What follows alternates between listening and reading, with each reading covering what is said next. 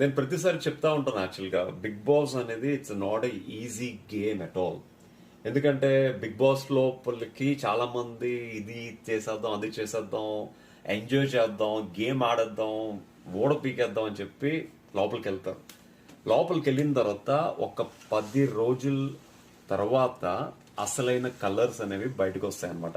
10 రోజుల వరకు హౌస్ని ఎంజాయ్ చేస్తారు, 10 రోజుల వరకు అట్మాస్ఫియర్ ఎంజాయ్ చేస్తారు, కొత్త ఫ్రెండ్స్తో మాట్లాడుకుంటారు, అంతా అవుతుంది. 10 రోజుల వరకు పెద్దగా ఏం గుర్తురాదు. But after 10 days or after 2 weeks అసలైన కలర్స్ అనేవి బయటకు వస్తాయి.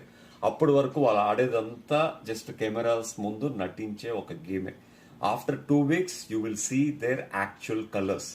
సో అప్పటి వరకు పొద్దున్నే లేచి ఒక 1-2 hours అమ్మాయిలందరూ బెడ్ల మీద కూర్చుని దే విల్ స్పెండ్ మేకప్ అనమాట. బట్ ఎందుకు?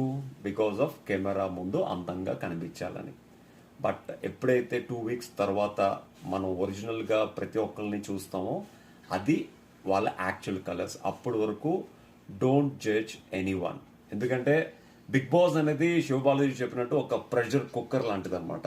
సో లోపల ప్రెషర్కి కొంతమంది తట్టుకోలేక బయటికి వెళ్ళిపోతారు, చాలా మంది సూసైడ్ అటెంప్ట్స్ చేశారు, చాలా మంది గోడలు దూకి బయటికి వెళ్ళిపోయిన సీజన్స్ కూడా చాలా ఉన్నాయి.